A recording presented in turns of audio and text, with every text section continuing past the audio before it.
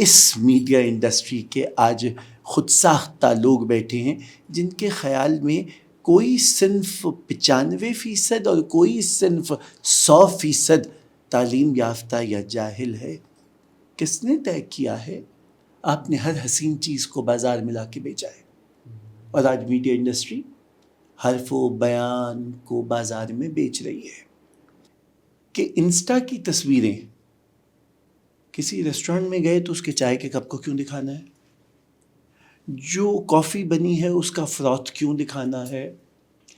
جو لیبل ہے برانڈ، کتنے مہنگے ہوٹل میں یا کتنی زیادہ مہنگی کافی، آپ اتنے کھوکھلے ہیں. ہم عزت اور شرف کو نوکری سے ملنے والی تنخواہ میں لگنے والے صفر کے ہندسوں میں ڈھونڈتے ہیں. کتنے صفر کے ہندسوں کی تنخواہ ہے؟ کوئی 35 سال ہیں اس دشت نوردی میں، اور یہ پہلا موقع ہے کہ میں، جسے آپ پوڈ کاسٹ کہتے ہیں، یہ پہلی بار کر رہا ہوں. السلام علیکم، ویلکم ٹو اور پوڈ کاسٹ. آج خوشقسمتی ہے کہ ہمارے اسٹوڈیو میں انتہائی نامی گرامی پاکستان کا سب سے بڑا نام میڈیا انڈسٹری کے اندر، اور پی ٹی وی اسکرین پر کافی عرصے سے جو بڑا چہرہ ہے، جو رات گئی کے نام سے ایک مشہور پروگرام کر رہے ہوتے ہیں، اور دوسرا پارلیمنٹ کی سب سے زیادہ باغ دوڑ انہوں نے سنبھال رکھی ہوتی ہے. تو سعید شمون ہاشمی صاحب آج ہمارے گیسٹ ہیں. Thank you so much sir for your time اور بہت نوازش یہاں آنے کا. لانے کا شکریہ. ہم ایک پختون ہو کے ایک لڑکراتی اردو کے ساتھ آپ سے گفتگو کریں گے. دوسری چیز یہ ہے کہ میرے خیال سے آپ کا یہ ڈیجیٹل میڈیا پہ پوڈ کاسٹ پہ پہلا ایکسپیرینس ہے. تو ہمارا کام سر بڑا وہ جگاڑو اور را قسم کا ہوتا ہے. ہمارے پیچھے ایک بندے نظر آئیں گے، لیکن یہ بڑا کم ریسورسز کے اندر ایک سیٹ اپ ہوتا ہے، اور آپ لوگ سر بہت بڑے بڑے سیٹ اپ کی عادی ہے. سو اگر کوئی غلطی ہوتی ہے تو پہلے سے معذرت سر. سہیل، سب سے پہلے تو آپ نے بلایا، ذہن نصیب آپ کا شکریہ، میں شکر گزار ہوں. ذرا دیکھیے کہ میرے کوئی 35 سال ہیں اس دشت نوردی میں، اور یہ پہلا موقع ہے کہ میں، جسے آپ پوڈ کاسٹ کہتے ہیں، یہ پہلی بار کر رہا ہوں. ہر ایک بار ایک نئی ہوتی ہے، ہر ایک تجربہ نیا ہوتا ہے. سو آپ کا تجربہ آپ کے انداز سے بہت حسین ہے، اور اس میں آپ مجھ سے کہیں زیادہ آگے ہیں.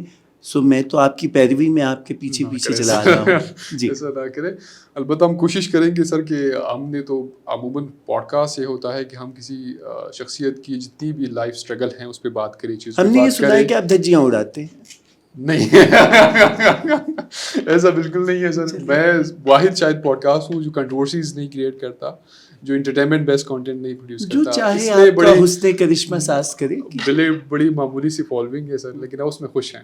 ماشاء کیونکہ اللہ. آپ جیسی شخصیت کو کنونس کرنا اور یہاں تک لانا، یہ کریٹیبلٹی ہے. اگر ہم آپ فالوئنگ کے اوپر نہیں آئے، شاید میں نے کچھ باتیں اس کی میں ہوگی اور اس کوئی پہ شائبہ نہیں ہے کہ آپ ایک سنجیدہ مزاج شخصیت ہیں، اور جب آپ نے مجھ سے گفتگو کی تو اپنے کمفرٹ زون سے نکلنا ذرا ایک مشکل کام ہوا کرتا ہے. اور مجھے یوں معلوم ہوتا تھا کہ یہ اگرچہ میں بار بار اپنے شیشے سے کہتا ہوں، آئینے سے، کہ مجھے دھوکہ دیتا رہے، لیکن اگر اب میں عمر کے اس حصے میں ہوں کہ جہاں بہت نئے تجربات مجھے زیبا نہیں ہیں، اور میڈیا میں جہاں تک میں آ گیا تھا تو میرے خیال میں کافی تھا، لیکن آپ سے گفتگو تھی لہٰذا میں آج یہاں تک آ گیا ہوں. نہیں، بہت شکریہ سر، وی آر سو آنرڈ. اب سر تھوڑا سا آپ سے کوشش کریے کریں گے کہ آپ کا جو پوری زندگی گزر گئی پاکستان کے ثقافت کو، زبان کو، اس کو محفوظ کرنے کے لیے آپ کا بہت سارا کام ہے. لیکن یہ جو ڈیجیٹل ایج آیا، یہ ڈیجیٹل میڈیا آیا، سوشل میڈیا آیا، اس نے اس چیز کے لیے سب سے بڑا تھریٹ میرے خیال سے اب ڈیجیٹل میڈیا جو ہے وہ ثابت ہو رہا ہے. اور اس کا امپیکٹ ہم یہ دیکھ رہے ہیں کہ آنے والی نسلوں میں تو وہ ہوگا، لیکن اس وقت جو نسل کڑی ہو رہی ہے وہ بھی اس کا سب سے بڑا شکار ہو رہا ہے. تو ہم آپ سے ذرا آپ کی جو ایکسپیرینسز ہے اس حوالے سے کہ کس طرح یہ ہماری زبان، آرٹ، کلچر کو افیکٹ کر رہا ہے، وہ آپ سے سننا چاہیں گے. اور دوسرا یہ ہے کہ یہ چیزیں کیوں ہو رہی ہیں، کہاں پہ غلطیاں ہیں، کہاں ہم سے بینگ انڈیویجول ذاتی طور پہ کیا غلطیاں ہو رہی ہے، اور ریاست اس میں کیا کردار ادا کر سکتی ہے. مجھے تھوڑا سا بتائیں سر کہ آپ سے جب میری اکثر گفتگو ہوتی ہے تو آپ جب ریئل کمیونیکیشن کی بات کر رہے ہوتے ہیں کہ ایک جو باس مباحثہ ہوتا ہے یہ کب ایک شور بن جاتا ہے, کب ایک نوائز بن جاتی ہے, یہ ذرا آپ اگر ہمیں. سر میں آپ سے یہ عرض کروں کہ آپ قطعی طور پہ یہ نہیں کہہ سکتے کہ یہ جو نئی ڈیجیٹل ایج ہے اس نے کلی طور پر زبان, ثقافت, بیان, گفتگو, مکالمے کو دھچکا دیا ہے اور اب بالکل اس کی گنجائش نہیں رہی ہے, یا آپ بالکل یہ بھی نہیں کہہ سکتے ہیں کہ یہ اس کو ایک نئی مہمیز عطا کر رہا ہے. دیکھیں ہر ایک دور میں جب بھی ابلاغ کا انداز بدلا, ایک زمانہ تھا کہ ابلاغ کا ذریعہ گفتگو تھا اور لوگ وائس کی محفل میں جاتے تھے اور کاہن سے خطاب سنتے تھے, ممبروں سے اور میناروں سے صدا دی جاتی تھی, یا صاحب امر کا جو اعلان ہے وہ ابلاغ کا ذریعہ تھا. پھر اس کی جگہ ہم نے یہ دیکھا کہ پہلے فلم آئی, اور بلکہ منٹو نے تو فلم کو مذکر باندھا ہے, اور وہ یہ کہتے ہیں کہ انہوں نے جب پہلی بار فلم دیکھا, فلم کے اوپر, فلم کے پردے پہ چیز آئی تو اعتراض آیا, اور اگر اس سے بھی پہلے چلے جائیے تو بیان سب سے پہلے تحریر میں ڈھلا, اور تحریر پہ قدغن لگی, قلم پہ قدغن لگی, یہاں تک ہوا کہ جب 1905 میں مولانا حالی نے لڑکیوں کا پہلا اسکول کھولنے کا بیڑا اٹھایا تو کہا گیا کہ پردہ دار بیویوں کو آپ لکھنا پڑھنا سکھا دیں گے تاکہ وہ عاشقوں کے خطوط پڑھیں اور بیدارہ ہو جائیں. تو ہر ایک دور میں ایک نئے آنے والے میڈیا کا, جسے آپ میڈیا کہتے ہیں, ابلاغ کے نئے ذریعے کی مخالفت ہوئی ہے. جیسے میں نے عرض کیا فلم, پھر ریڈیو میں جس قسم کی گفتگو ہوئی, بے باکانہ قہقہے کے اوپر, قدرت العین حیدر کا پورا افسانہ ہے اس کے اوپر, چاندنی بیگم کو آپ دیکھ لیجئے یا پھول والوں کی سیر کو دیکھ لیجئے. یہ سارے ہم نے بات نظر میں دیکھا کہ اس نے زبان و بیان کو مزید فروغ دیا. اچھا لہجہ اور اچھی آواز سنی گئی, پہچانی گئی, وہ بھلے ضیاء محی الدین کی ہو, بھلے وہ سریا شہاب کی ہو, یا وہ مہاپارا صفدر کی ہو, یا ارجمن شاہین کی ہو, یا ایسی نو کے ستارہ زیدی کی. میرے شعور میں ایسے کئی نام آتے رہیں گے جو بہت پائے کی گفتگو کرنے والے تھے اور جن کے لب و لہجے نے پاکستان ٹیلی ویژن کے انداز و بیان کے ساتھ ساتھ خود ہماری نشست و برخاست بھی طے کی. لیکن اب کا مسئلہ یہ ہے کہ بیان کا ذریعہ ہر ایک کے ہاتھ میں ہے.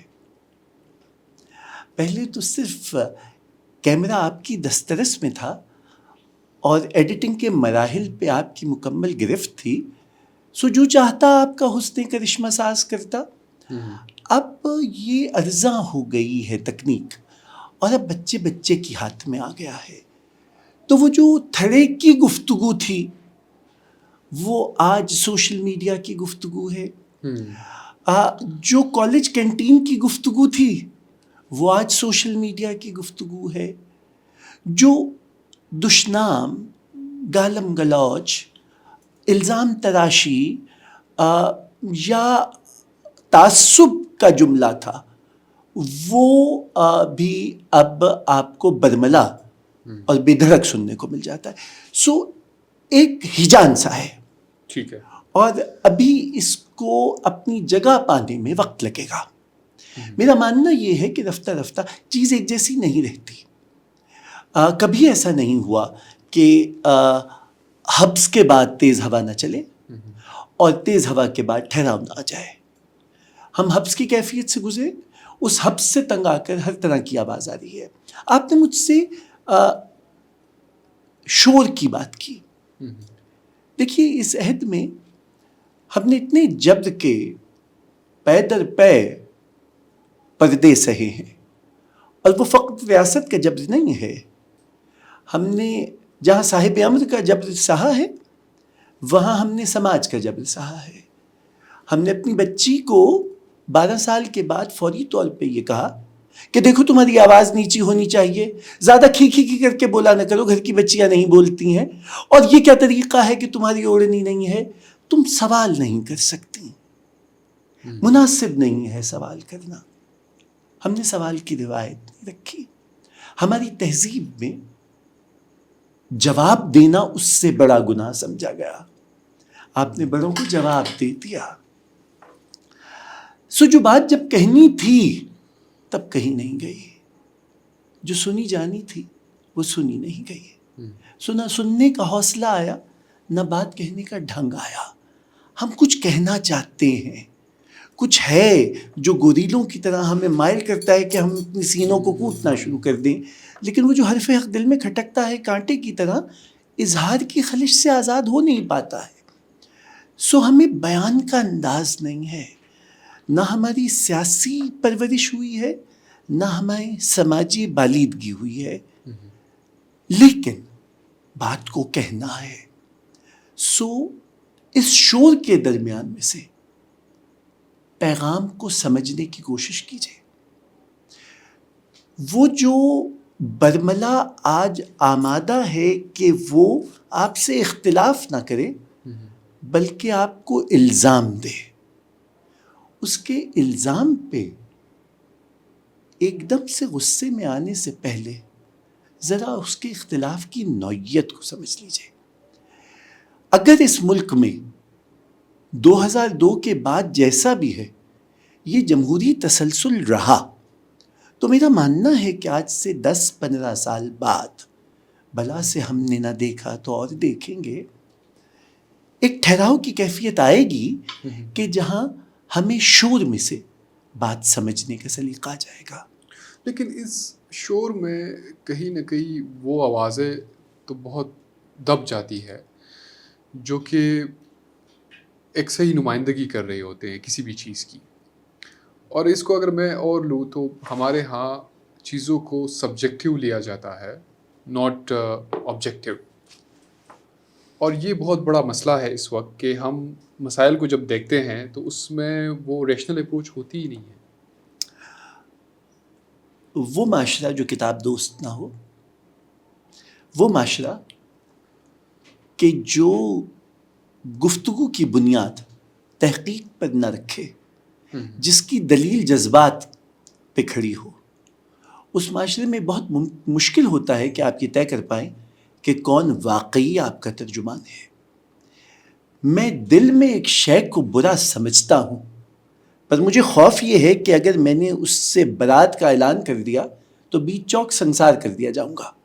نہ چاہتے ہوئے بھی جو وائز کا درس ہے میں اس کے سامنے خاموشی اختیار کر لیتا ہوں, اور خاموشی کو میری نیم رضامندی سمجھا جاتا ہے.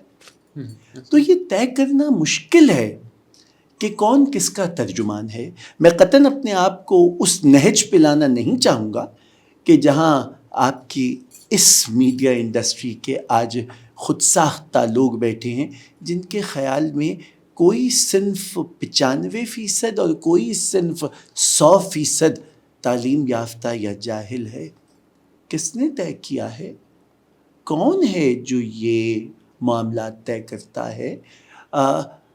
اگر آپ اپنی مقبولیت کا اندازہ چند ریٹنگ میٹرز پہ کرتے ہیں تو مجھے آپ کی ذہنی ساخت پہ ہنسی تو آ سکتی ہے, آپ کی علمی دلالت پر میں ایمان نہیں لا سکتا, کیونکہ آپ اپنے آپ کو کسی علاقے میں چھپے ہوئے نادیدہ میٹروں کے سپرد کرتے ہیں.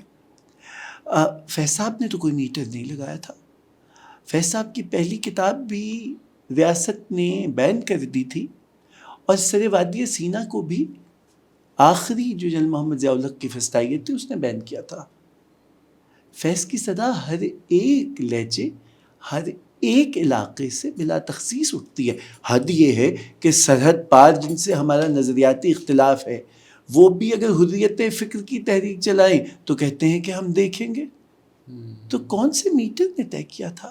تو آپ کو یہ طے کرنا ہوگا سب سے پہلے کہ آپ کس کو نمائندہ آواز کہہ رہے ہیں.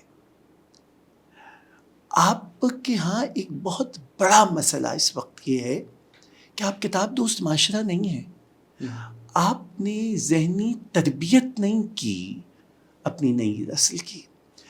پراگندگی ہے سوچ میں. آپ زندگی کا لطف اس لاوبالی پن سے بھی لینا چاہتے ہیں کہ رات کی رات کے سارے جادو رات میں رہیں اور کسی کو صبح ہوتے خبر نہ ہو، لیکن صبح آپ کی پاکیزگی اور آپ کی پردہ داری کی اور آپ کے جو عصمت و طہارت ہے اس کی گواہی آپ کا دوگانہ دیتے ہیں. آپ کب تک صفوں کے دوگانوں میں ثبوت تلاش کرتے رہیں گے کہ آپ پاک دینت ہیں، آپ نیک نیت ہیں؟ کیونکہ ہم یہ جانتے ہیں، میں آخری بات ختم کر دوں، آپ کی بات میری بات لمبی ہو گئی ہے، کیونکہ ہم یہ جانتے ہیں کہ پروردگار عالم نے تقوی کو بنیاد بنایا تھا، اور تقوی منزل ہے، اس تک پہنچنے کا رستہ نماز ہے. نماز از خود منزل نہیں ہے، لیکن آپ جب لوگوں کی علمیت، لوگوں کی نیک نیتی اور لوگوں کی پاک دامنی کا ثبوت ان کے دگانوں میں ڈھونڈنے لگے تو کہیں آپ کی کسوٹی غلط ہے. سر ہم نے یہ دیکھا کہ یہ لوگ کامیاب ہیں، اس وقت ان لوگوں کا قبضہ ہے. جو قوم بننے جا رہی ہے یا جو بن رہی ہے یا جو نیریٹیوز اس ملک میں پاپولر ہو رہے ہیں نا، یہ طاغوت لفظ میں نے زندگی میں کبھی نہیں سنا تھا. ٹھیک ہے، اب ایک شخص کی زبان سے میں سوچ رہا ہوں اور وہ بھی اس کو سن رہا ہوں، اور وہ بھی ایک ایسی بحث میں کہ جہاں پہ وہ بحث بنتی بھی نہیں تھی. اور سب سے بڑا المیہ یہ ہے سر کہ یہ کوئی عام یوٹیوبر کی وہ پلیٹ فارم نہیں تھا کہ جہاں کوئی پیچھے ایڈیٹوریل سٹاف نہیں تھا، کوئی ادارہ نہیں تھا. ملک کا نامی گرامی ادارہ جس کا بڑا نام ہے، اس کا ڈیجیٹل میڈیا سیٹ اپ یہ اس طرح کی حرکتیں کرے تاکہ ان کو اٹینشن ملے، اور وہ ملی. پوری پاکستان نے اس طاغوت پہ جتنی بحث کی آج کل میں، اور وہ کامیاب ہے اس اسٹریٹجی کے اندر. پھر میں آپ سے عرض کروں، آپ کا تعلق خیبر پختونخوا سے ہے. جناب فارغ بخاری پشاور کے بہت ہی ترقی پسند تحریک کا بہت بڑا نام. فارغ صاحب کا شعر ہے کہ فقیہ شہر کا سکہ ہے کھوٹا، مگر اس شہر میں چلتا بہت ہے. تو جس کو آپ کامیاب کہہ رہے ہیں نا، مسئلہ یہ ہے، ہم جانتے ہیں یہ سکہ کھوٹا ہے لیکن چلتا ہے، اور چلتا اس لیے ہے کہ سکہ رائج العوام جہالت ہے. آپ نے وہ ٹیلی ویژن کا ایک ڈرامہ دیکھا ہوگا جنگل، جس میں ایک انگریز کا مقابلہ ایک مقامی سندھی سے ہو جاتا ہے، جانو جرمن کا، اور وہ انگریزی بولنے کا مقابلہ اس لیے ہار جاتا ہے کہ اس نے اپنی گفتگو میں گلاس کا لفظ استعمال کیا تھا، اور گاؤں کی جو عدالت بیٹھی تھی ان کے نزدیک گلاس سندھی کا لفظ ہے، سو وہ مقابلہ ہار گیا. یہ جو آپ جس بحث کی طرف آپ اشارہ کر رہے ہیں، مجھے نہیں معلوم کہ خدا آپ کو طاغوت کا مطلب پتہ ہے یا نہیں، لیکن جو مجھے اس کا فیروز اللغات نے ترجمہ بتلایا، قرآن کریم میں جن 6 مختلف مواقع پہ لفظ استعمال کیا گیا، اور جو اس کا ترجمہ آیا، اس کا مطلب یہ ہے کہ ایک شخص جو برائی کا سرغنا ہو، جو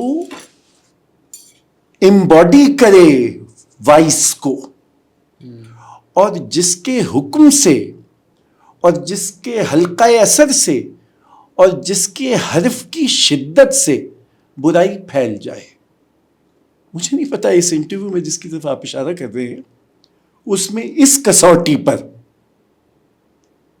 کسوٹی پر کہ کس کی آواز سے بات مستند ہوگی، کون کس کو چپ کرا دے گا، اور کس کی وجہ سے بدی پھیلے گی، اور کون بدی کا سرغنا ہے، اس کسوٹی پہ کون پورا اتر رہا تھا، ادھر والی یا ادھر والا؟ تو دیکھنا یہ ہوگا کہ اس ساری تصویر میں طاغوت بن کے کون نکلا ہے. ٹھیک ہے، تو ترجمے کے حساب سے انتہائی بدنصیبی کی بات یہ ہے کہ حرف بازار میں آ گرا ہے.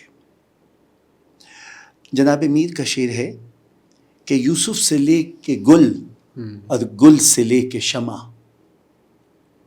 یوسف سے لے کے گل اور گل سے لے کے شمع، یہ حسن کس کو لے کے بازار تک نہ پہنچا؟ آپ نے ہر حسین چیز کو بازار میں لا کے بیچا ہے، اور آج میڈیا انڈسٹری حرف و بیان کو بازار میں بیچ رہی ہے، اور اس حرف و بیان کو دلچسپ بنانے کے لیے، اس کو 12 مسالے کی چاٹ بنانے کے لیے. کبھی تو آپ کرنٹ افیئرس کے پروگرام میں گن گھلایا کرتے تھے، مرغوں کی لڑائیاں دکھاتے تھے سلے سبحانی کے سامنے. اب آپ نے اسی گھٹیا نمبر کے 12 نمبر نسخے کا استعمال اپنے گھر کی عورتوں پہ بھی کر دیا ہے. آپ کو دیکھنا ہوگا کہ آپ اس گرمی بازار میں کیا کیا بیچ آئے ہیں.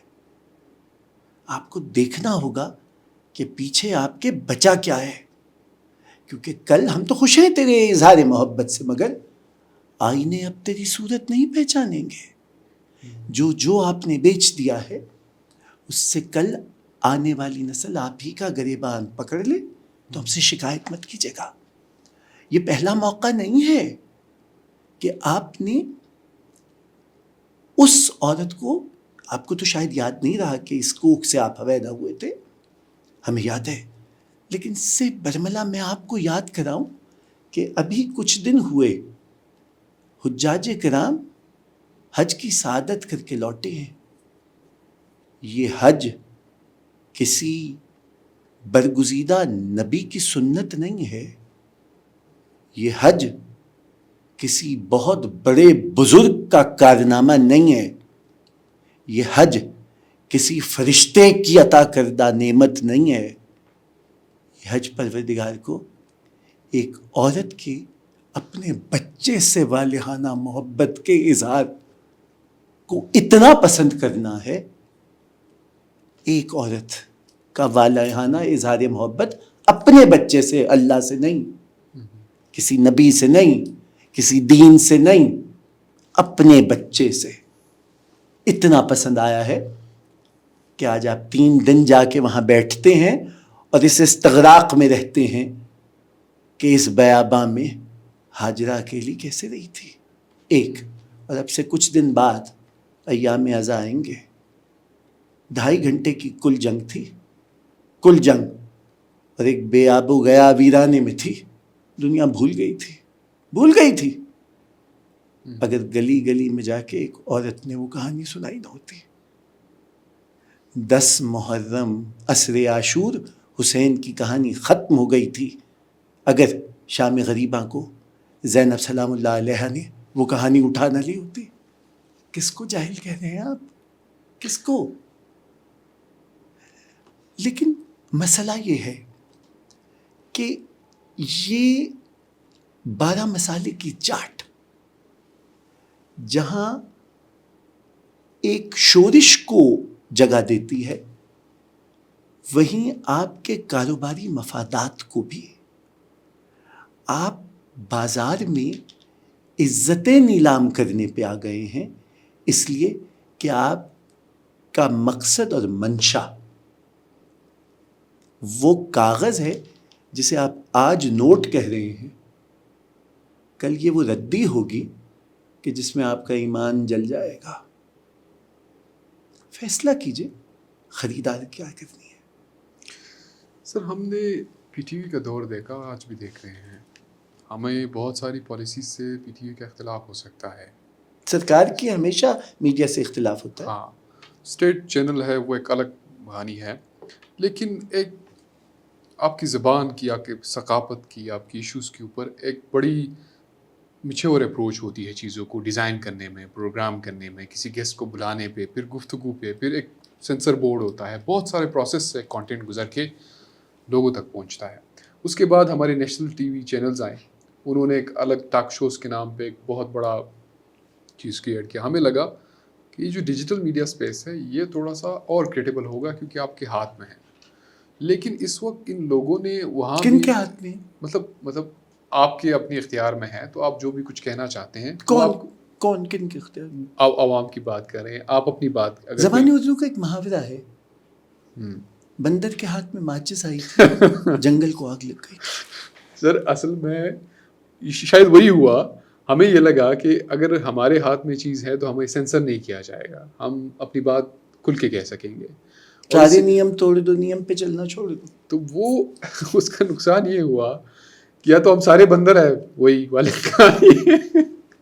کہانی پھر وہی چلی جاتی ہے نا سر. پھر وہ جو اس کی بات ہے نا کہ 95% جاہل ہے، تو پھر ہم سارے ویسے ہی ہیں. اس کی بات تو ٹھیک ہے. پتہ نہیں کس آئینہ خانے میں رہتے ہیں جہاں ہر طرف اپنی صورت نظر آتی ہے. 100% جاہل کہنا چاہیے تھا. اچھا آپ یہ کہہ رہے ہیں کہ اس کے جواب میں یہ کہ انہوں نے نمبر کم بتایا، آپ زیادہ جی مطلب ان کی جو بھی صاحب ہے مجھے نہیں معلوم وہ کون ہے، آئینہ خانے میں رہتے ہیں، ہر طرف آئینہ اپنا ہی چہرہ نظر آتا ہے، سو ہر طرف سے جہالت نظر آتی ہوگی نیچرلی. دیکھیے میں آپ سے عرض کروں، صنوبر باغ میں آزاد بھی ہے، پاپا گل بھی ہے. ایک کتاب ہے جو میری بہت پسندیدہ ہے، دی نیرو کوریڈور.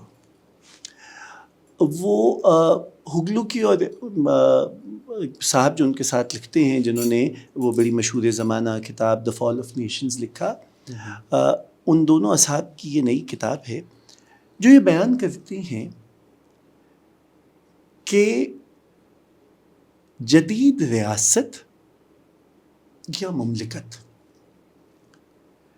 دو اجزاء کا مرکب ہوتی ہے.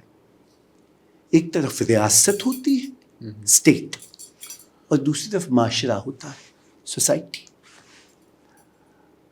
ریاست کی علتیں، جہاں ریاست غاصب ہو جائے، حق اظہار رائے کو دبانے لگے، آپ کے حقوق پہ ڈاکہ ڈالنے لگے، آپ کو محصولات کے ایسے چنگل میں پھنسا دے کہ سانس لینا دشوار ہو، تو پھر معاشرہ اس کو روکتا ہے.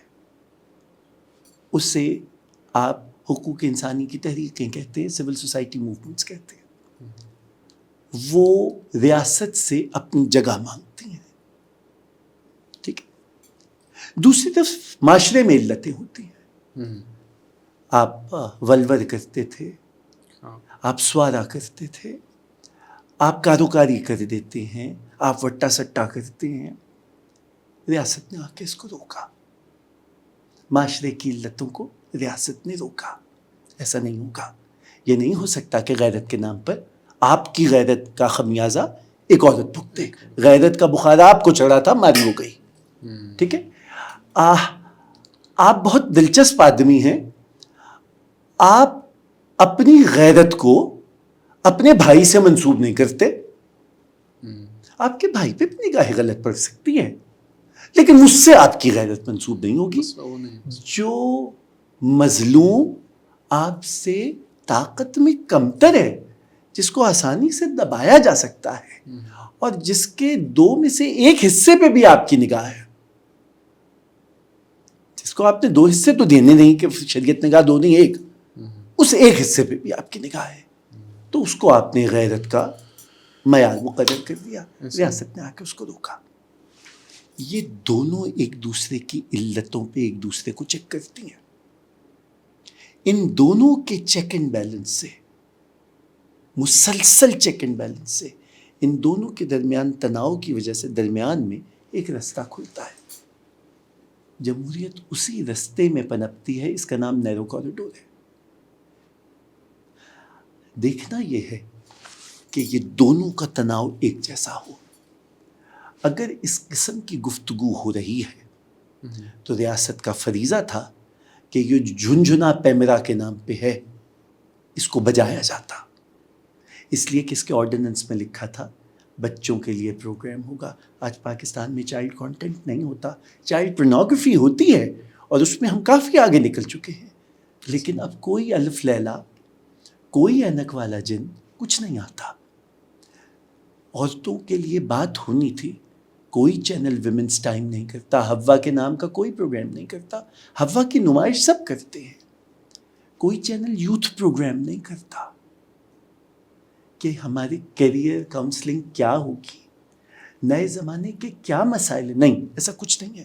حد یہ ہے کہ زبان و بیان و ثقافت پر 126 چینلوں میں سے ایک موئے خاکساری کا پروگرام ہے نا، اور تو کوئی اس پہ بات نہیں کرنا چاہتا. ریاست کو یہ چاہیے تھا کہ وہ معاشرے کی اس علت پہ نگاہ کرتی تاکہ زبان و بیان کے ساتھ ساتھ ہماری سوچ کی قوسیں بھی صحیح پڑتی. آپ نے نہیں کیا. دوسری طرف معاشرے نے اب ریاست کے آگے بن باندھنا چھوڑ دیے ہیں، اس لیے کہ معاشرے کے اندر انٹرسٹ گروپس اتنے آ گئے ہیں. آج آپ کا قلم صحافی ادیب کے ہاتھ میں نہیں ہے، گھی بیچنے والے یا ریئل اسٹیٹ کا کاروبار کرنے والے کے ہاتھ میں ہے. تو گھی کے بارے میں تو یہ کہتے ہیں کہ یہ پانچوں گھی میں ہوں گی، یا اگر ٹیڑھی انگلی سے گھی نکالنا ہے تو نکال لیجئے. تو وہ پانچوں گھی میں بھی کر رہے ہیں اور انگلی ٹیڑھی کر کے گھی بھی نکال رہے ہیں. آپ کا میڈیا اس کے لیے استعمال ہو رہا ہے. مجھے سر آپ سے جب گفتگو ہو رہی تھی مجھے تو یہ جو سوشل میڈیا پہ ہم نے جو دا فارم آف ایکسپریشنز ہیں کہ ہم اس چیز سے بڑا اختلاف کرتے ہیں عموماً، اور بڑے ہمارے اختلاف کرتے ہیں کہ ٹک ٹاک پہ آج کل جو کچھ ہو رہا ہے یا سوشل میڈیا پہ جو کچھ ہو رہا ہے، جو گانے بجانے جا رہے ہیں. آپ کی رائے جب میں نے معلوم کی تو خاصی مختلف تھی کہ یہ ضروری نہیں ہے کہ کوئی اپنے آپ کا اپنی جذبات کا اظہار نہ کرے. اظہار کرے گا وہ کیسا کرتا ہے اور وہ کس میڈیم کے تھرو کرتا ہے، کس طریقہ کار سے کرتا ہے، اس سے اختلاف ہو سکتا ہے، لیکن اظہار کو آپ نہیں روک سکتے. دیکھیے فیض صاحب کی نظم ہے نا وہ، آئیے ہاتھ اٹھائیں کہ نگار ہستی زہر امروز میں تھی، شیرینی فردا بھرتے وہ جنہیں تاب گراں باری ایام نہیں، ان کی پلکوں پہ شب و روز کو ہلکا کر دے. اور اس کا آخری شعر ہے کہ حرف حق دل میں کھٹکتا ہے جو کانٹے کی طرح، آج اظہار کریں اور خلش مٹ جائے. آپ کے اندر اظہار کی خلش پروردگار عالم نے رکھی ہے، کیونکہ یہی شے ہے جو آپ کو اشرف المخلوقات بناتی ہے. میں نے آپ سے پہلے گزارش کی تھی، کبھی آپ نے سوچا ہے کہ یہ گوریلے جو ہیں یہ ہر خوشی، غم، غصے، مسرت کی کیفیت کو اپنے سینے کو کوٹ کے کیوں دکھاتے ہیں؟ کچھ ہے اندر جو باہر آنا چاہتا ہے، لیکن پروردگار عالم نے یہ صلاحیت ودیت نہیں کی کہ وہ کہہ پائے. یہ آپ کو عطا کی تھی، اور اسی بنا پہ، اس اظہار کے سلیقے کی بنا پہ آپ اشرف المخلوقات قرار پائے. ورنہ تو اور کوئی کمال نہیں ہے نا. بالکل. شیر آپ سے زیادہ اچھا شکار مار لیتا ہے، ہاتھی آپ سے زیادہ اچھا سامان اٹھا لیتا ہے. آپ کو صرف ایک کمال حاصل ہے کہ جو کچھ آپ کے ذہن میں ہے اس کو آپ بیان میں لے آتے ہیں. بیان اور اظہار آپ کی قابلیت ہے اور آپ کی صلاحیت ہے. صلاحیت اظہار مانگتی ہے، آپ کا نظام تعلیم اس صلاحیت کو اظہار کا موقع نہیں دیتا. آپ رقص کو کہتے تو اعضاء کی شاعری ہیں، لیکن رکھتے ہیں اس کو آپ صیغہ اعتراض میں. آپ موسیقی کو روح کی غذا تو کہتے ہیں، لیکن رکھتے ہیں اس کو صیغہ اعتراض میں. آپ فن تقریر کو صلاحیت تو سمجھتے ہیں، بولنے والے کی زبان کھنچوا لیتے ہیں. تو اظہار کا سلیقہ آپ کا آج کا ذریعہ تعلیم تو نہیں دے رہا. بھلے وقتوں میں ڈیبیٹنگ سوسائٹیز ہوتی تھیں، ڈرامیٹک سوسائٹیز ہوتی تھیں. آج سوائے MUN کی بےہودگی کے اور آپ طلباء کو دے کیا رہے ہیں؟ سو نتیجتاً جو ان کی سمجھ میں آتا ہے اور جیسا ان کی سمجھ میں آتا ہے، اور جو لچر آپ کا میڈیا بیچ رہا ہے، what is your mobile number, کروں کیا ڈائل نمبر، تو پھر وہ اسی کے اوپر ہوگا. سر آپ کا ایک تجربہ ہوا تھا، ایک تقریب میں گئے تھے آپ، وہ تجربہ اگر آپ ہمارے ساتھ شیئر کریں. آپ مہمان خصوصی کے طور پر لاہور کے ایک بڑے کالج کے اندر گئے تھے جہاں پہ ایک اسپیچ کمپٹیشن. جی، یہ ابھی کچھ عرصے سے پہلے کی بات ہے. میں آپ سے عرض کروں کہ اب یہ صورتحال یہ ہوتی ہے. میں آپ سے پھر عرض کر رہا ہوں نا کہ تعلیم کیا ہے. پروردگار عالم نے کہا اقرا، اور ہم نے انسان کو قلم سے تعلیم دی. یا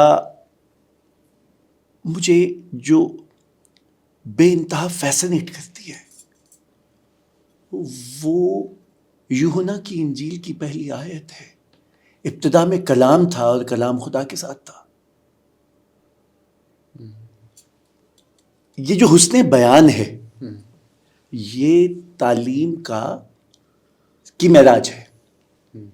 کیونکہ اگر یہ تعلیم کی معراج نہ ہوتی تو پروردگار عالم نے جب ایک شخص کو معلم مقرر کیا. میں سورہ طٰہٰ کی جانب لے چلوں آپ کو کہ موسیٰ تم اپنے پروردگار کی بارگاہ میں ہو، اپنے نالین اتار دو. اور یہ تمہارے ہاتھ میں کیا ہے؟ موسیٰ نے کہا میری چھڑی ہے، میں اس سے اپنی بھیڑوں کے جسم سے پتے ہٹاتا ہوں. کہا اس کو زمین پہ پھینک دو. وہ عصا بن گئی.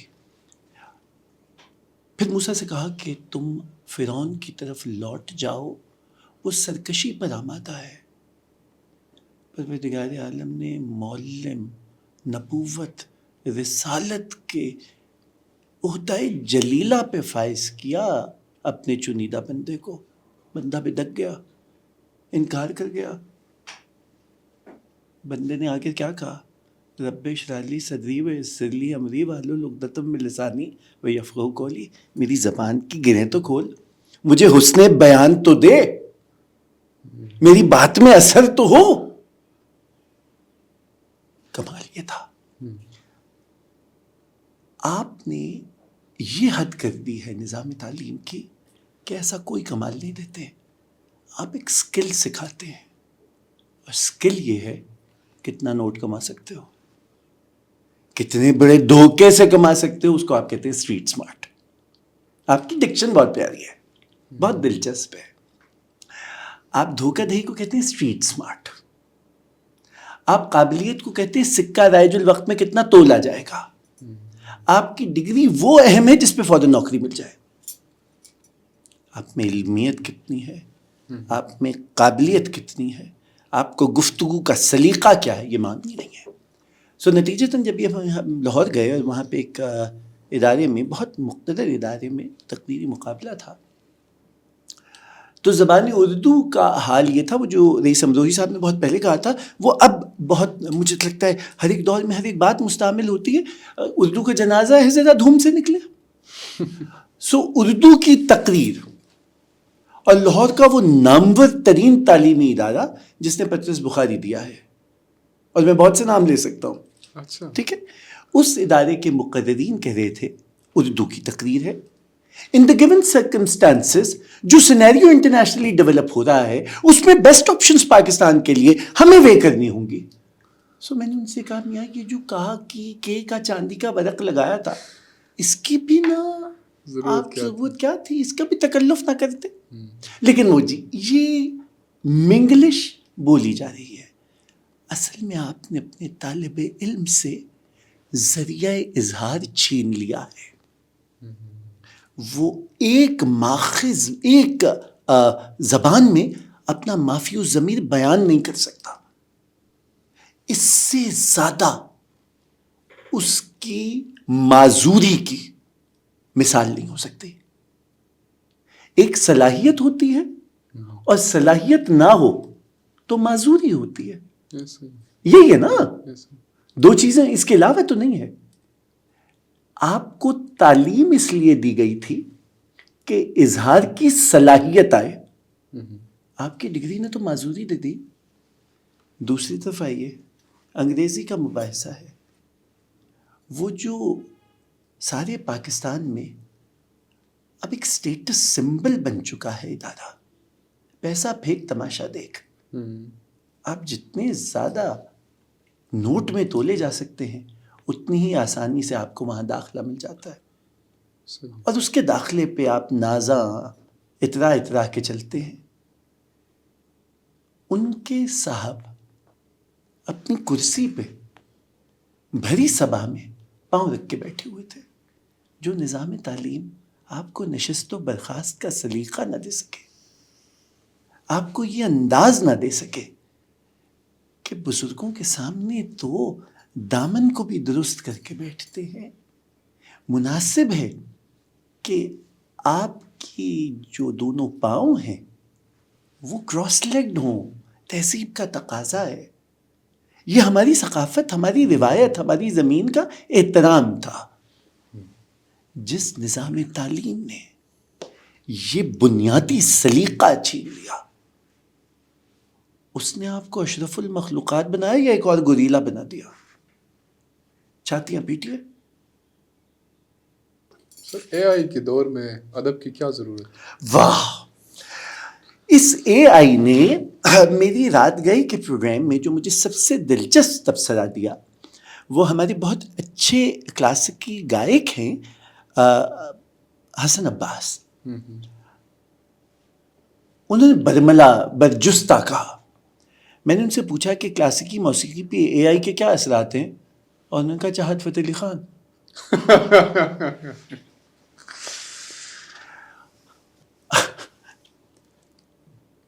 اس نوع کے بہت سے نام ہیں. یہ جو طاغوت تھے دو، یہ آرٹیفیشل انٹیلیجنس کا کمال ہے. دیکھیے، اس میں اے آئی میں خود لفظ پہلا جو ہے نا وہ آرٹیفیشل ہے. میرے خیال میں مجھے کچھ کہنے کی ضرورت نہیں ہے. اگر آپ کاغذ کے پھولوں سے مہک کشید کر سکتے ہیں تو میں تو حیران ہوں آپ کی صلاحیت. ادب اصل میں ہے کیا؟ انتظار حسین صاحب نے ایک بہت خوبصورت جملہ کہا تھا. انتظار حسین صاحب نے کہا کہ ایک نیا ملک بن جانے کے بعد ہمارے وطن میں یہ بحث بھی چھڑ گئی ہے کہ نئے وطن کا ادب کیسا ہونا چاہیے. میری ناقص رائے میں ادب میں چاہیے کی گنجائش نہیں ہے. چاہیے ایک ارادی عمل ہے. ادب خودرا ہوتا ہے، بے ساختہ ہوتا ہے. اگر اس میں ارادے کی حکمت عملی شامل ہو جائے تو یہ پروپیگنڈا بن جاتا ہے. آپ اس اے آئی کے ذریعے پروپیگنڈا تو بنا رہے ہیں، اور بہت ہی گھٹیا قسم کا، بہت ہی گھٹیا چربے قسم کا. آپ ادب تخلیق نہیں کر رہے. سر ایک ویڈیو میں دیکھ رہا تھا ٹک ٹاک پہ، بہت ساری مثالیں ہیں کہ ایک لڑکا اپنے کمرے میں اپنی قمیض اوپر کر کے شکریہ کہ صرف قمیض ہی ہے. ہاں صرف قمیض ہی تھا، کیونکہ وہ تھوڑا بہت ابھی ہے گائیڈ لائنس ان میڈیمس کی. تو انہوں نے قمیض اوپر کی تھی، تو اس کا باپ آیا بڑی سفید داڑھی کے ساتھ، کمرے میں داخل ہوا اور اس کو یوں دیکھا کہ مطلب یہ کیا ہے. تو میں نے کہا شاید اب ڈانٹے گا. تو بس جب اگلا کلپ لگا تو اس باپ نے بھی اوپر کی تھی اور وہ دونوں لگ گئے، اور وہ ویڈیو کافی چلی، بہت دفعہ سامنے آتی ہے سوشل میڈیا پہ. اب یہ جو ہم بات کریں نا سر کہ جس نسل سے آپ ہے یا جس جنریشن سے آپ ہیں، وہ جن ماحول میں رہا اس نے تو بہت کچھ سیکھا. اس نے تو نہ اس نوجوان نسل کو بلکہ گھروں کے اندر وہ جو پورا سناریو تھا، ایک کہانی تھی، ذوق تھا، ادب تھا، لحاظ تھا، اس چیز کو یکسر بدل ڈالا. ابھی تو سب سے زیادہ ریٹنگ اس شخصیت کی آتی ہے جو اپنے گھر کو دکھانا چاہتا ہے. آپ سے جب میری اس چیز پہ بڑی گفتگو ہو رہی تھی تو ہماری یہ بات کہ آپ کے کام سے زیادہ آپ کی شخصیت پہ، آپ کی ذات کی لوگوں کی زیادہ دلچسپی ہوتی ہے، آپ کی ذاتی زندگی پہ.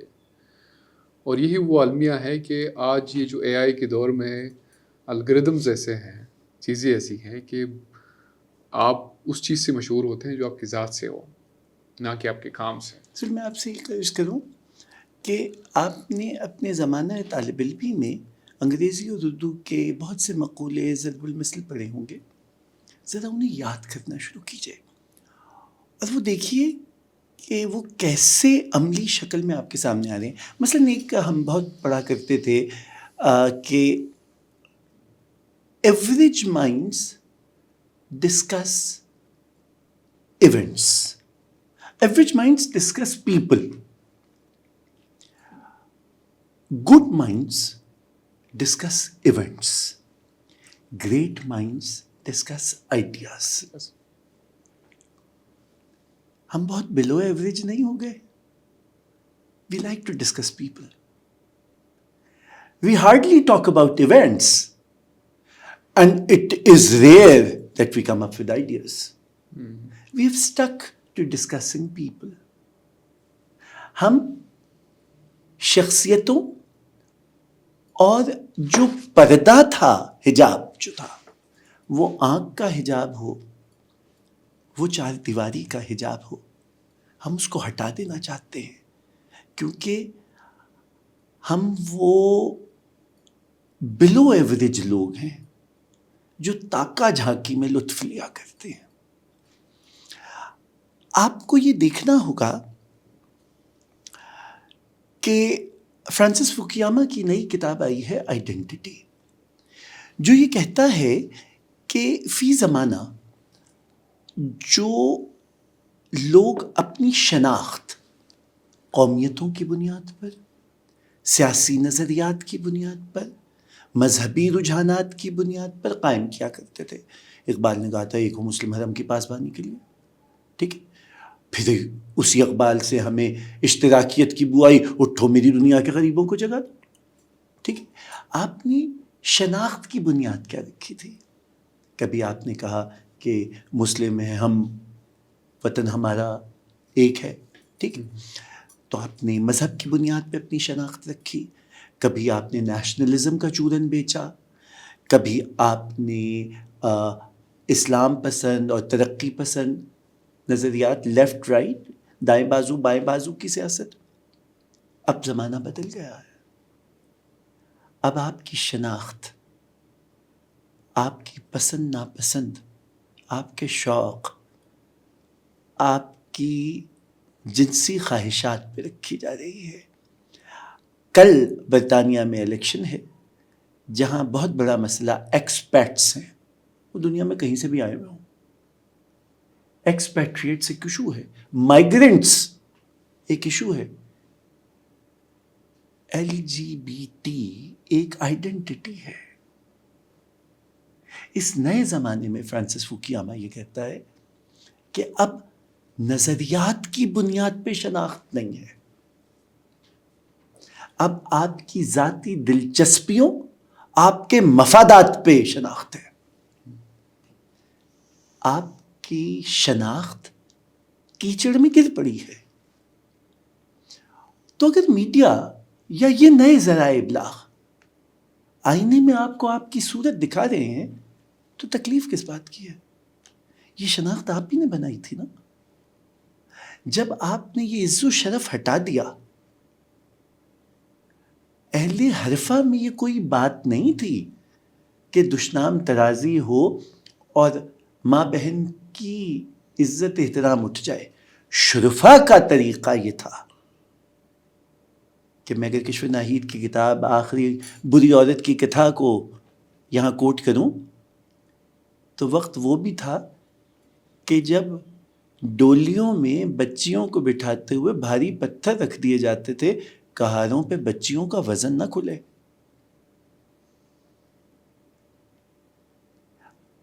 اس حجاب کو آپ نے آنکھ سے اٹھا دیا ہے. اس حجاب کو نوچ نوچ کے آپ کا اریاں پن یہ سوشل میڈیا آپ کو دکھا رہا ہے. تو پریشان کیوں ہو رہے ہیں؟ تسلیم کیجئے، بادشاہ ننگا ہے. The emperor has no clothes.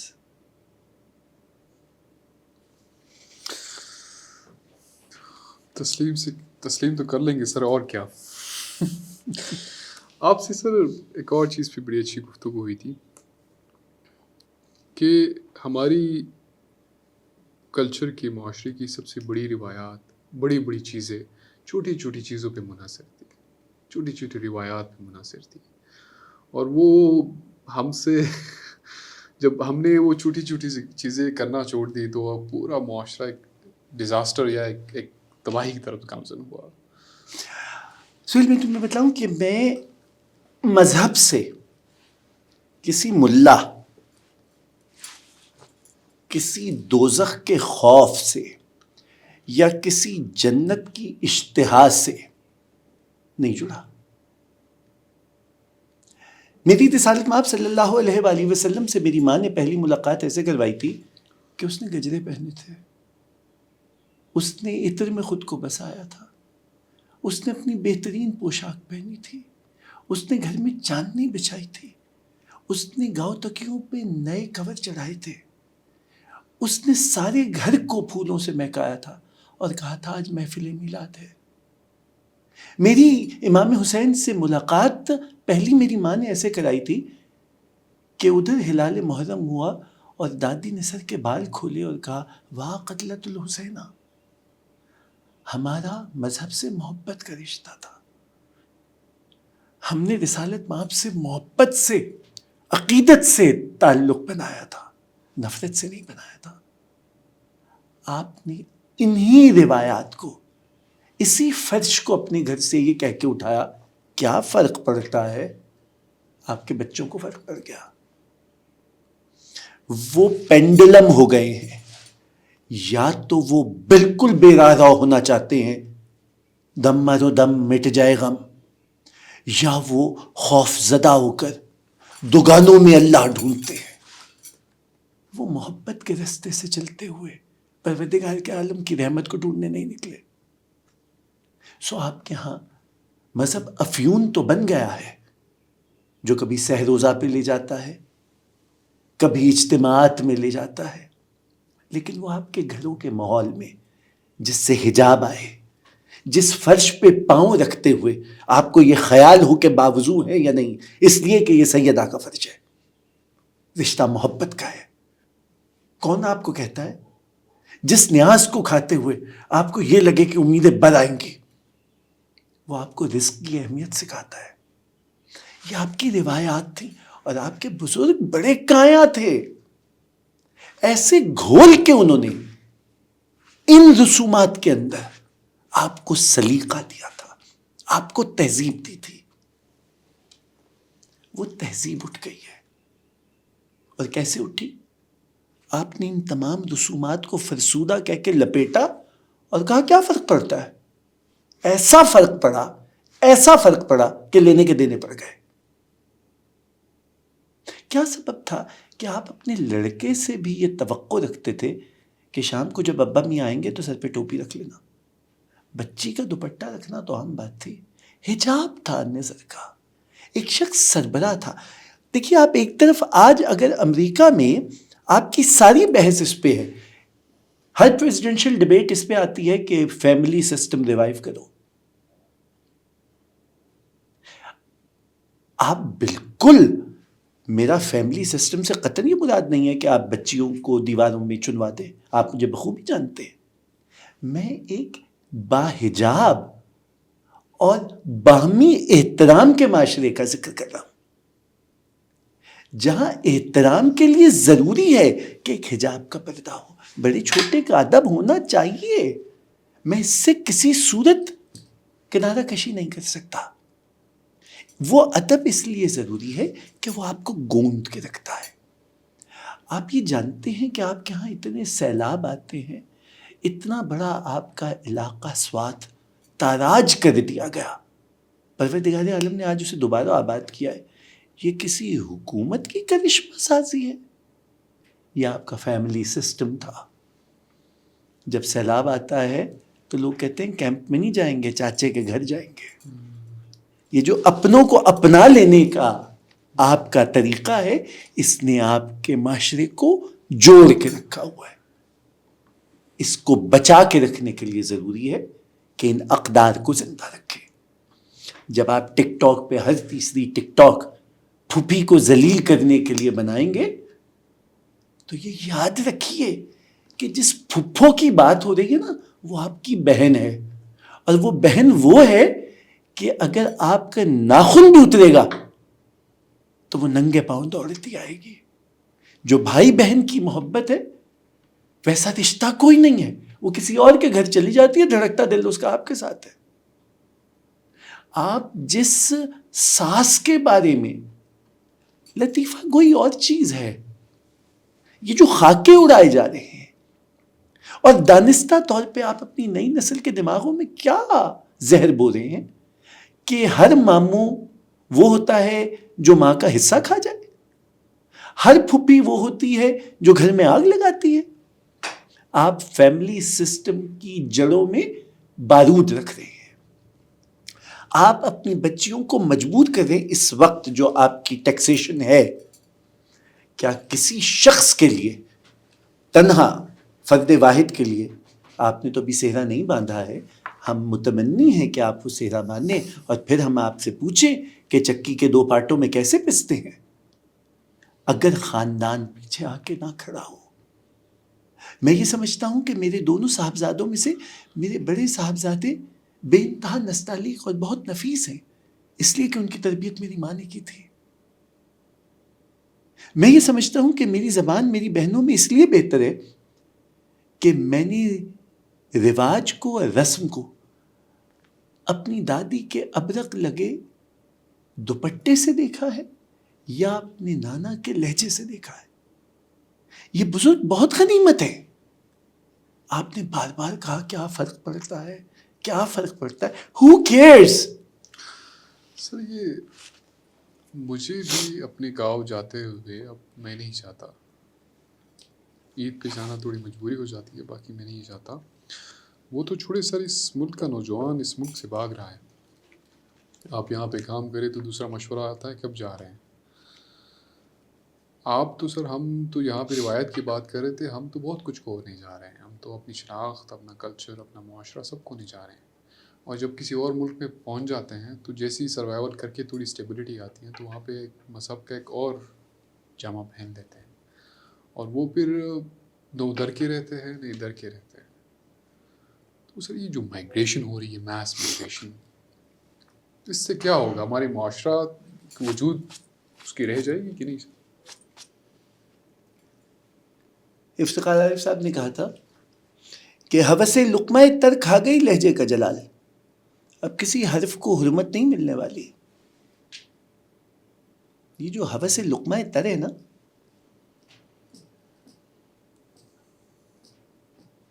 ایک اور ان کا بہت اچھا شعر ہے کہ پیٹ کی بھوک لیے پھرتی ہے نگر دگر، ہم کیا، ہماری ہجرت کیا. یہ جتنے لوگ ہیں، میں آپ سے اس کو تھوڑا بڑھاتا ہوں، اس بات کو وسیع کرتا ہوں، کیونکہ یہ جو، معاف کیجیے گا میں کبھی سخت لفظ استعمال نہیں کرتا ہوں. چاہنے کے باوجود میں یہ نہیں کہہ پاؤں گا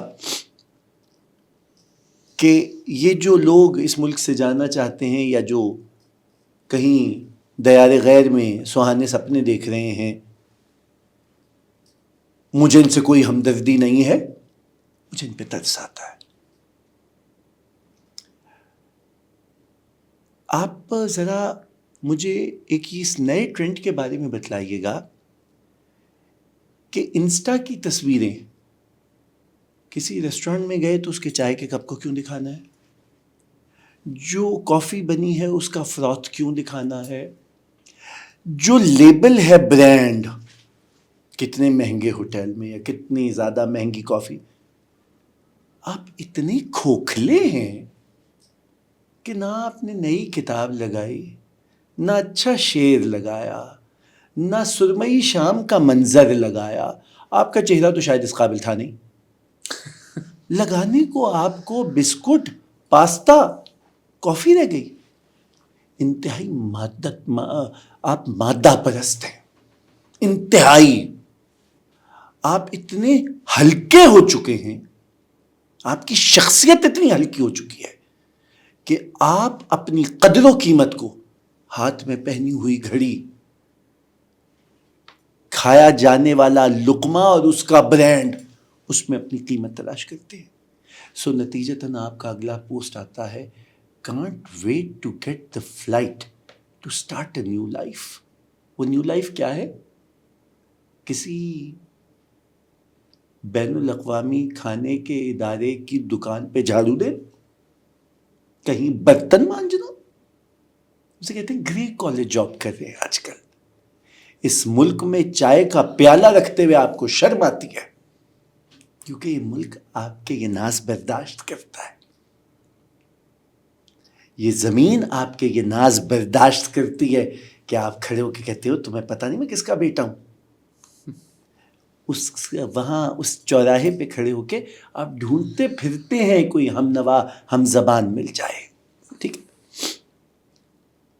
میں آپ سے عرض کروں, اور یہ میں سمجھتا ہوں کہ پروردگار عالم نے اگر مجھے کچھ, تو اس کا بڑا احسان ہے کہ اس نے مجھے یہ سکون عطا کیا ہے کہ جو چیز میرے ہاتھ میں ہے میں اس سے لطف لے سکوں. خواہشیں پوری ہو جاتی ہیں, خواہش کرنا کوئی جرم نہیں ہے. خواہش کیجئے, پروردگار عالم خواہش پوری کرے گا. سلمیاں ہوس پوری نہیں ہوتی. آپ فیصلہ کیجئے آپ خواہش چاہتے ہیں یا ہوس چاہتے ہیں. یہ سارا معاشرہ جس کی تصویر آپ کے یہ سوشل میڈیا ٹولز دکھاتے ہیں, ہوس زدہ معاشرہ ہے, خواہشیں کرنے والا معاشرہ نہیں ہے. آپ ہر شے میں اور کی تلاش میں ہیں. کتنی بد نصیبی ہے, جو لمحہ موجود ہے اس کی سرخوشی تو آپ نے دیکھی ہی نہیں. آپ نے کسی سرمئی شام میں چائے کے کپ کا مزہ تو لیا ہی نہیں, کیونکہ آپ تو برانڈ ڈھونڈتے رہے تھے. وہ جو ملاقات کا موقع تھا, اس ملاقات کے موقع میں گرمی آغوش تو آپ نے دیکھی ہی نہیں, آپ تو سیلفیاں کھینچتے رہ گئے تھے. سوچئے تو ہوس کیا ہے اور خواہش کیا ہے.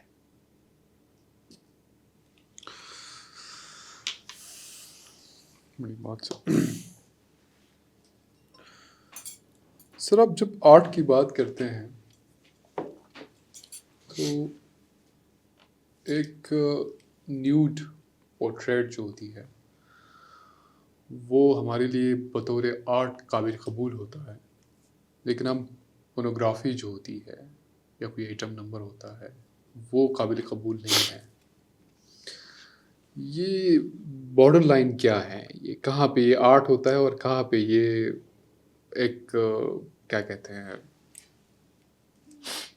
مطلب ایک غلط چیز بن جاتی ہے. تخلیق ساری کی ساری کیا ہے؟ صادقین نے کہا تھا کہ تخلیق کرب کی جو کھینچی تصویر, پریگننسی پینس, تخلیق کرب کی جو کھینچی تصویر تو اپنے خد و خال بنائے میں نے, اپنے جیسا جنم دیا تھا نا. ٹھیک ہے, تخلیق کیا ہے؟ کریٹیوٹی کیا ہے؟ آرٹ ہے یا پورنوگرافی؟ آرٹ.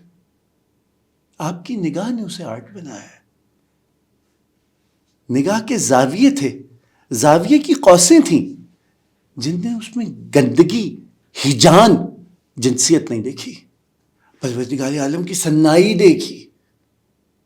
یہ جو جس انداز سے وہ کرو ہے یا جس انداز سے وہ اٹھان ہے اور جس حساب سے تناسب ہے, پتھر میں مائیکل اینجلو نے ایک ایک مسل بنا دیا.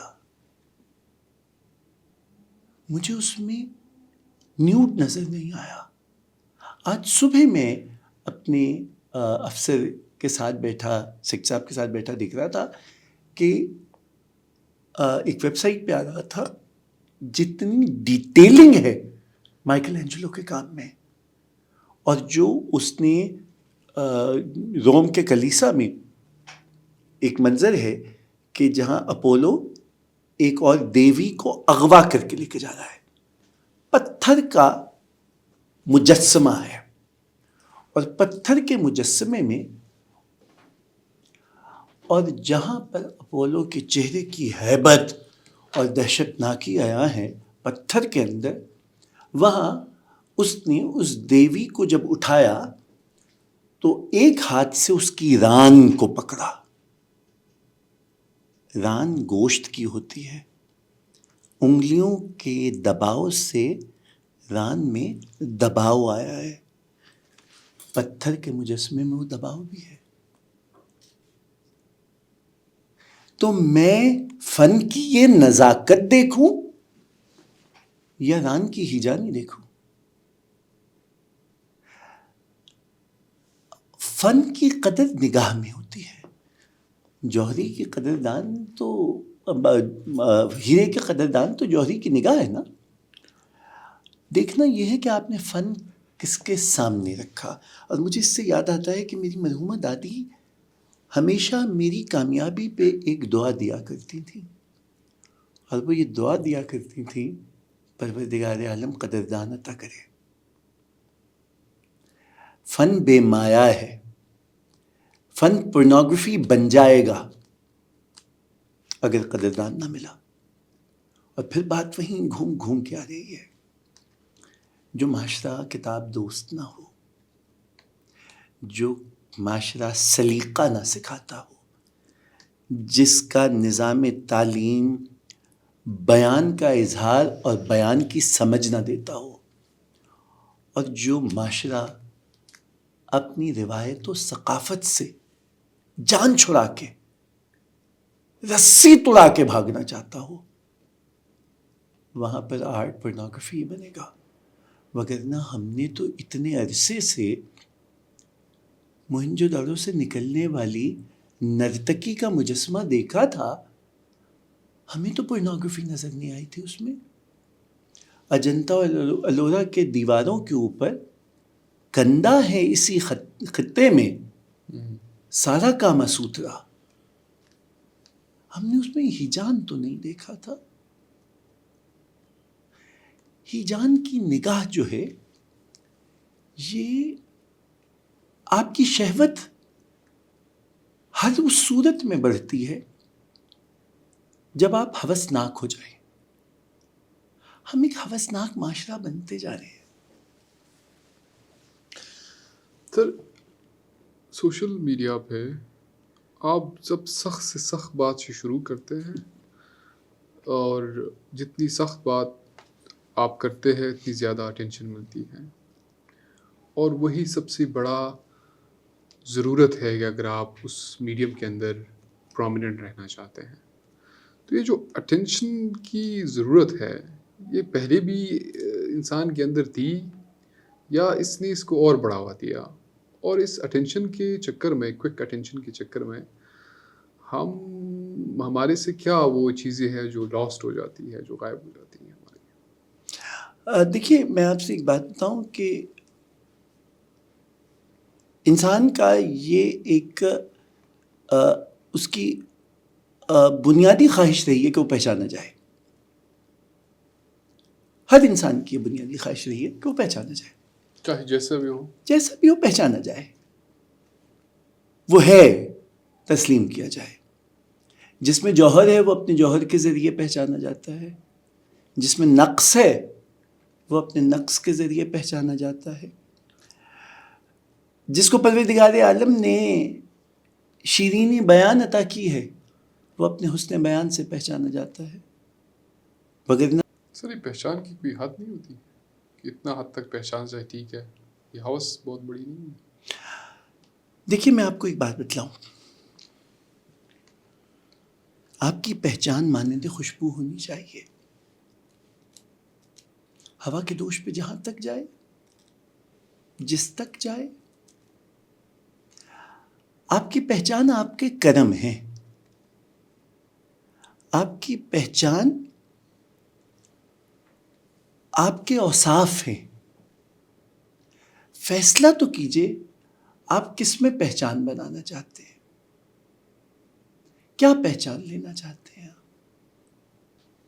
ہم نے طاغوت سے بات شروع کی تھی، پہچان وہ بھی ہے. عارفہ سیدہ کی آواز بھی پہچان ہے، ضیاء صاحب کی آواز بھی پہچان تھی. تلقین شاہ کے نام سے مجھے اختلاف بھی ہو سکتا ہے، اشفاق احمد صاحب کی پہچان تھی، مفتیان مفتی صاحب کی پہچان تھی. کسی کا ظلم اس کی پہچان تھی. کسی نے بادشاہی شاہی قلعے کے عقوبت خانوں میں اپنی پہچان تلاش کی تھی. سوچنا پڑے گا آپ کو، آپ کس قسم کی پہچان چاہتے ہیں. اور میں آپ سے عرض کروں، کہ پروردگار عالم کا ایک اپنا نرالا انداز ہے. آپ سلیقے سے تہذیب کے دائرے میں اور خلقت خدا کی بہتری کے لیے قدم اٹھائیے، آپ کا شمار ورفانہ لکا ذکرک والوں میں ہو جائے گا. یہ اس کا وعدہ ہے کہ وہ آپ کا ذکر بلند کر دیں گے. میں پھر آپ کو بتلا رہا ہوں، کل 2.25 گھنٹے کی لڑائی تھی. آج 1400 سال بعد بھی ایک پہچان حسینیت ہے، ایک پہچان یزیدیت ہے.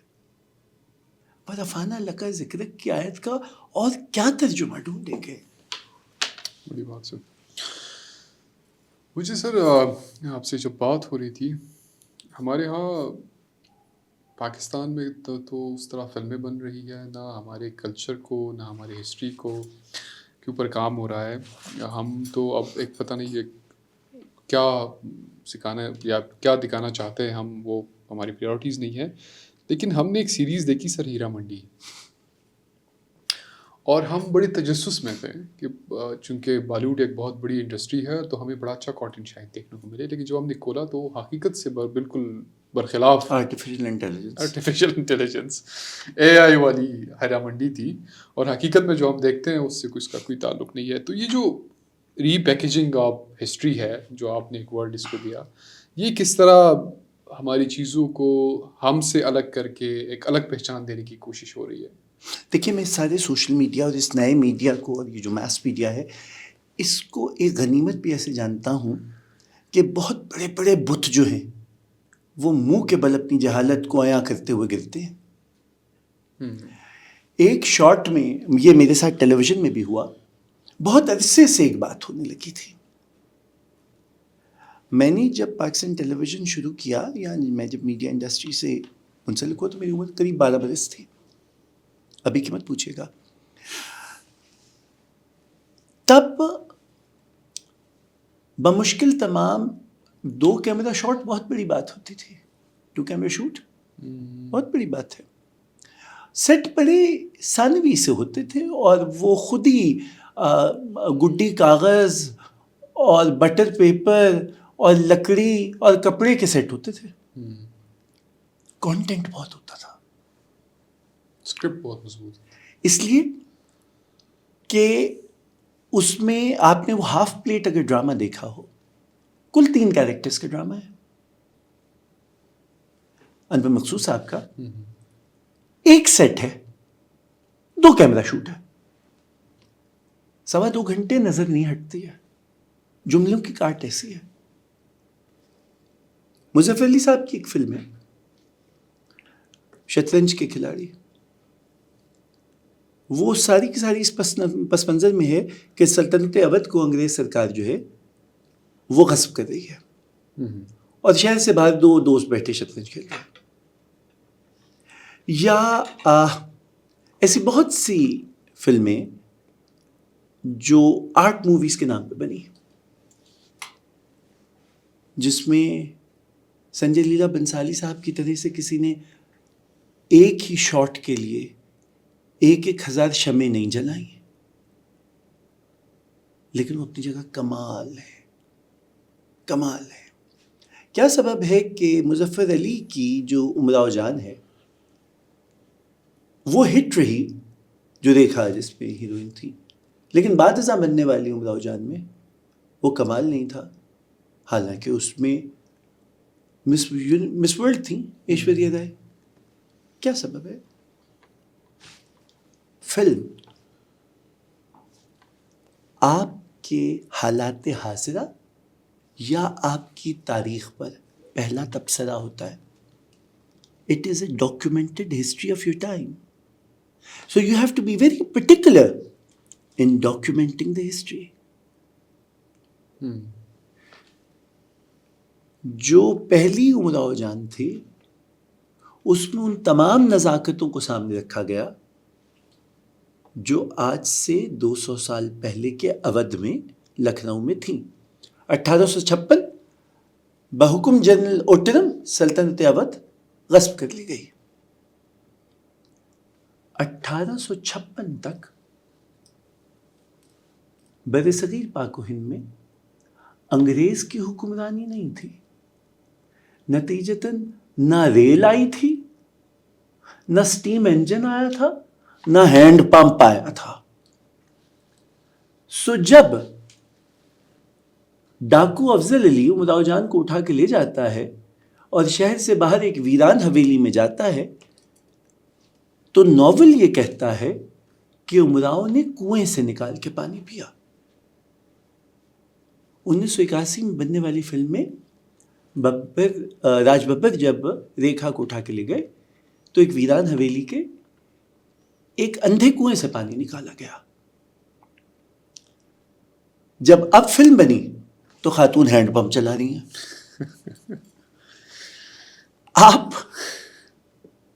یہ آپ کی ہسٹری سے جہالت ہے. آپ کے ہاں بھی یہ ہوا میں پنجاب نہیں جاؤں گی یا میں لندن نہیں جاؤں گی کچھ اس کا.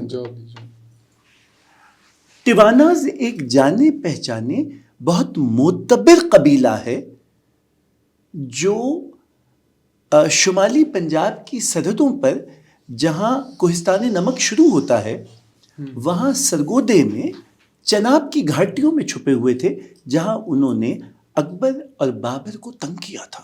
مغلوں کے ساتھ ان کی جنگیں ہیں. آپ فلم بناتے ہیں ٹیوانا کو بہاولپور میں دکھاتے ہیں. یہ آپ کی لا علمی کا ثبوت ہے. اس وجہ سے آپ کی فلموں میں گرپ نہیں ہوتے. کیا سبب ہے کہ کیلوپیٹرا، بین ہر، فال آف رومن امپائر، اپنا وہ جو لارنس آف اریبیا، ہسٹوریکل اینیکڈوٹس وہ اتنی گرپنگ کیوں ہیں؟ اس لیے کہ آپ نے ان کی جزیات پر پورا کام کیا. ہو یہ رہا ہے کہ آپ نے بے انتہا فوکس کر دیا ہے. میں اب جب جاتا ہوں ٹیلی ویژن میں تو مجھے سننے کو ملتا ہے آپ نے میرا شارٹ دیکھا، آپ نے پین دیکھا، اس کے اندر لال دیواریں ہیں، نیلی چھت ہے، جگمگاتی روشنیاں ہیں، دور تک کی وسعت ہے. اب تو آپ ورچوئل سیٹ پہ چلے گئے. اندر کیا ہے؟ گفتگو کیا ہو رہی ہے؟ کانٹینٹ کیا ہے؟ کوئی چیز یاد ہی نہیں رہتی آپ کو. ہم روزانہ کی بنیاد پہ ہزاروں ریلز دیکھتے، یاد کوئی نہیں. یاد کون سی چیز یاد رہ جاتی ہے؟ یاد وہ رہ جاتی ہے. کیا سبب ہے کہ میں دیکھتا ہوں کہ الفا آپا کے مختلف بیان کو لوگ اپنے پاس ریکارڈ کر کے رکھتے ہیں. چھوٹے چھوٹے جملے ہوتے ہیں الفا آپا کے. کیا اچھی بات کہی تھی الفا آپا نے کہ ہم عزت اور شرف کو نوکری سے ملنے والی تنخواہ میں لگنے والے صفر کے ہندسوں میں ڈھونڈتے ہیں. کتنے صفر کے ہندسوں کی تنخواہ ہے اس میں ہم عزت ڈھونڈتے ہیں. تو میاں جو معاشرہ عزت کو صفر کے ہندسوں میں ڈھونڈنے لگے وہ معاشرہ صفر ہو جاتا ہے. تو بھیا ہم صفر ہوتے جا رہے ہیں. ہمارا ادب صفر ہوتا جا رہا ہے. ہمارے فنون لطیفہ صفر ہوتے جا رہے ہیں. ہماری جو صلاحیت ہے تخلیق کرنے کی وہ صفر ہوتی جا رہی ہے. مجھے سر یہ بتائیں کہ سیاستدانوں سے بڑی نفرت ہے اس ملک میں.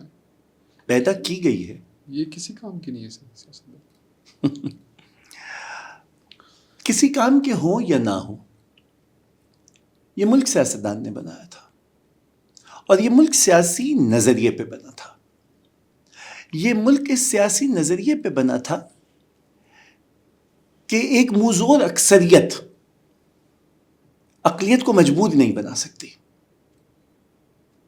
اور اگر آپ اقلیت کو مجبور بنانے کے لیے چلیں گے اقلیت آپ کو آخری وقت تک موقع دے گی. 1946 میں انتخابات جیتنے کے بعد بھی کیبنٹ مشن پہ بات کرنے کو تیار ہے. یونائٹڈ انڈیا میں گروپنگ کر دیجئے، ہم راضی ہیں. ہم لاجک سے بات کرنا چاہتے ہیں، ہم سیاسی ڈائلاگ رکھنا چاہتے ہیں. لیکن اگر آپ منہ زور اکثریت بنیں گے اور نہرو کی طرح سے کہیں گے نو، the coming government would decide. تو پھر یہ یاد رکھیے کہ جب آپ ایک مجبور اور محکوم اقلیت کو دیوار سے لگائیں گے تو وہ اقلیت دیوار میں دروازہ بنا لے گی. پاکستان اس دروازے کا نام ہے. آج بھی اگر آپ سیاستدانوں سے کنارہ کشی کرتے ہوئے پاپولزم کے نام پر، دھوس کے نام پر، زبردستی کے نام پر، یا اپنی ادبی اکثریت کے نام پر کسی کو بھی دیوار سے لگائیں گے تو دیواروں میں نئے پاکستان کھلیں گے. ہمیشہ یاد رکھیے کہ پاکستان اس مملکت کا نام ہے جہاں اقلیت نے یہ فیصلہ کیا تھا کہ سب کو جگہ دیں. سو اس بنیادی نقطے کیبنٹ مشن سے لے کر قائد اعظم کی پہلی تقریر you are free to go to your temples, you are free to go to your mask, ان کو ذرا ملا کے پڑھیے. آپ کو پاکستان سمجھ میں آئے گا، آپ کو پاکستان کی سیاست سمجھ میں آئے گی. اور پاکستان کے کسی سیاستدان کو دیکھ لیجئے، کسی بھی سیاستدان کو، اس نے گئے گزرے حالات میں بھی پاکستان کے پہیے کو واپس موڑا ہے. چاہے وہ 71 ہو، چاہے وہ 65 ہو، چاہے وہ 1988 ہو، چاہے وہ 2008 ہو. ہم نے ہر سانحے کے بعد اگر پاکستان کو پلٹتے ہوئے دیکھا ہے تو کسی سیاستدان کی وجہ سے تھا. سر یہ جو کاغذ کا ٹکڑا ہے، آئین جو ہے، اس کی کوئی اہمیت نظر نہیں آتی.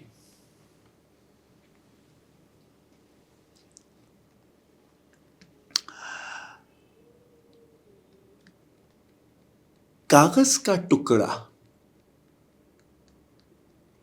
وہ دستاویز ہے کہ جو ریاست سے میرا رشتہ استوار کرتا ہے. سوشل کانٹریکٹ تھیوری، عمرانیات کی جو فلسفہ ہے، اس نے یہی مجھے بتلایا تھا کہ فرد واحد نے ریاست کی محکومی اس لیے قبول کی کہ ریاست اسے تحفظ دے گی. یہ آئین تھا اور اسی کی بنا پہ ریاست قائم ہوئی. آپ جب اس کاغذ کے ٹکڑے کو رد کریں گے آپ ریاست کی موجودگی کی نفی کریں گے. آپ از خود یہ جواز فراہم کریں گے کہ ریاست کی ضرورت نہیں ہے. ریاست آئین کی وجہ سے ہے. یہ آئین ہے تو ریاست کی توجیہ ہے اور ریاست سے فرد کا رشتہ ہے. اس رشتے کو قائم رہنے دیجئے. یہ نکاح نامہ ہے. آپ نکاح نامہ سے روگردانی کریں گے تو پھر آپ بھی آزاد ہیں، میں بھی آزاد ہوں. سر آخری بات، آج کے دور میں انٹلیکچوئلس کی کوئی ضرورت ہے سر؟ اور اگر سوشل میڈیا پہ انٹلیکچوئلس نہیں ہیں تو نہیں، بہت ہیں انٹلیکچوئل، وہ بہت ہیں. تعوت والی نہیں سر.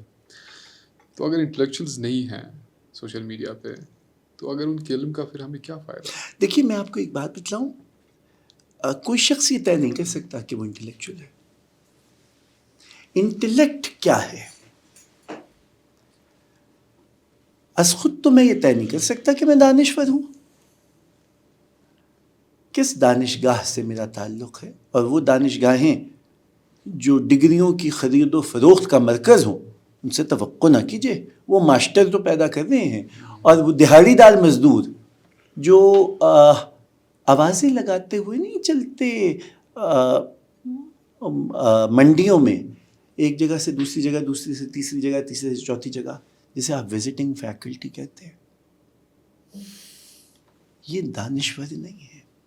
اور ہمارے ایک شاخسانہ یہ بھی ہے کہ دانشگاہ جس کو آپ کہہ رہے ہیں وہ دانشور سے خالی ہے. سوچ کے دھاروں کو وسیع ہونے دیجیے، خیال کو پروان چڑھنے دیجیے، جو کہنا ہے اسے کہہ لینے دیجیے. بہت سی آوازوں میں شور ہوگا، شور میں دانش کی آواز ٹھہر جائے گی اور جو دانش کی آواز ہے وہی آپ کی رہنمائی کرے گی. مجھے بہت سی ایسی آوازیں سنائی دیتی ہیں جن سے مجھے زندگی کا مطلب، مفہوم، آگے بڑھنے کا حوصلہ، قناعت اور جو تطمئن القلوب ہے اس کے معنی سمجھ میں آتے ہیں. میں فرسٹریٹ ہو کے یا ایک عجب جسے کہتے ہیں جنون کے عالم میں سجدوں پہ سجدے کرتے ہوئے پروردگار عالم سے ناکردہ گناہوں کی بھیک نہیں مانگتا، معافی نہیں مانگتا. میں اس سے شکر طلب کرتا ہوں، اس لیے کہ میری نگاہ میں کچھ دانشوروں نے ان نعمتوں کو عیاں کر دیا ہے جنہوں نے میری زندگی میں رنگ بھرے ہیں. آپ بھی کوشش کیجئے، زندگی میں رنگوں کو دیکھیے، دانش بھی آئے گی، سکون بھی آئے گا.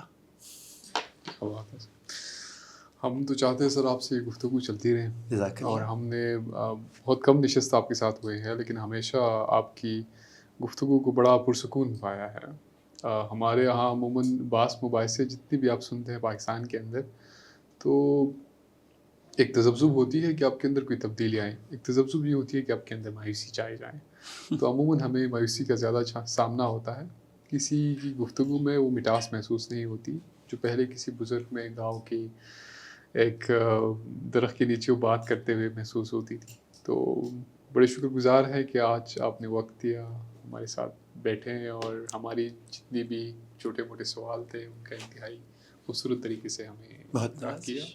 ہماری خواہش ہوگی کہ پھر اگلی ایک نشست بھی آپ کے ساتھ ہو کچھ وقت بعد. آج کی رات بچے تو ساتھ دیکھیں. بہت شکریہ. Thank you so much sir for time. Thank you sir. Thank you.